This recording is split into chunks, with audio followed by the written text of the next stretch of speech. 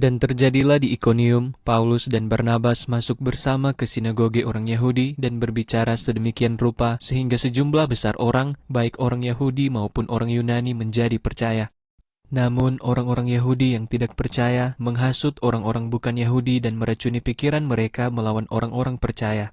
Maka mereka tinggal di sana dalam waktu yang lama sambil berbicara dengan berani bagi Tuhan yang memberi kesaksian tentang berita anugerahnya, serta mengaruniakan tanda-tanda ajaib dan mujizat-mujizat yang terjadi melalui tangan mereka. Akan tetapi orang-orang di kota itu terbagi-bagi, sebagian berpihak kepada orang-orang Yahudi dan sebagian kepada para rasul.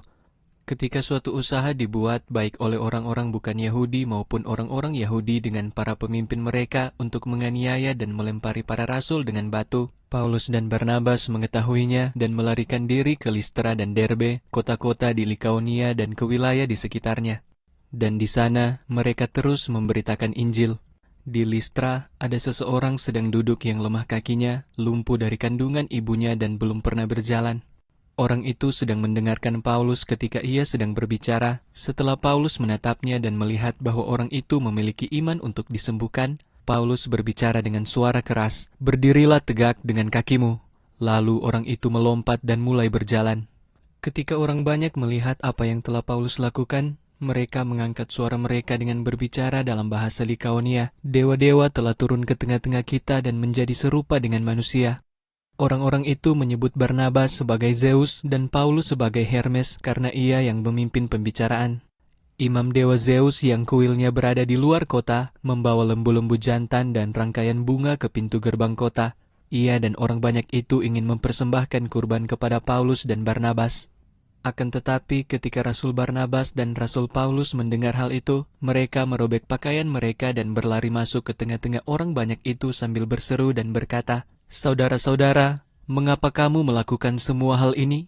Kami juga manusia biasa sama seperti kamu dan membawa kabar baik bagi kamu supaya kamu berbalik dari hal-hal yang sia-sia ini kepada Allah yang hidup yang menciptakan langit dan bumi dan laut dan segala sesuatu yang ada di dalamnya.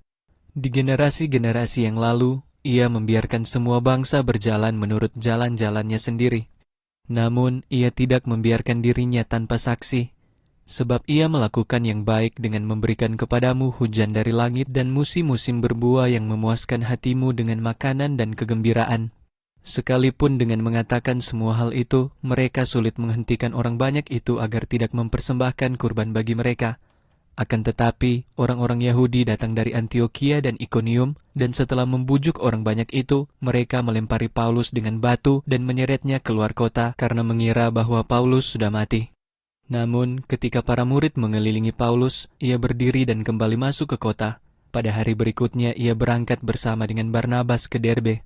Setelah mereka memberitakan Injil di kota itu dan telah membuat banyak murid, mereka kembali ke Listra dan ke Ikonium dan ke Antiokhia, sambil menguatkan jiwa para murid, mendorong mereka untuk bertekun di dalam iman, dan mengatakan bahwa kita harus memasuki kerajaan Allah melalui banyak penderitaan.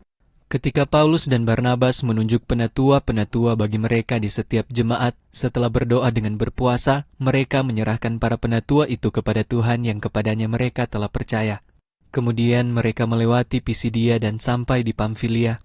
Lalu, ketika mereka telah mengabarkan firman di Perga, mereka turun ke Atalia.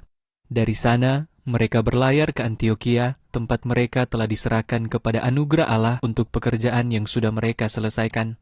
Ketika mereka sampai dan berkumpul bersama dengan jemaat, mereka melaporkan semua hal yang telah Allah perbuat bersama dengan mereka dan bagaimana ia telah membukakan pintu iman bagi bangsa-bangsa lain. Dan mereka tinggal bersama para murid untuk waktu yang lama.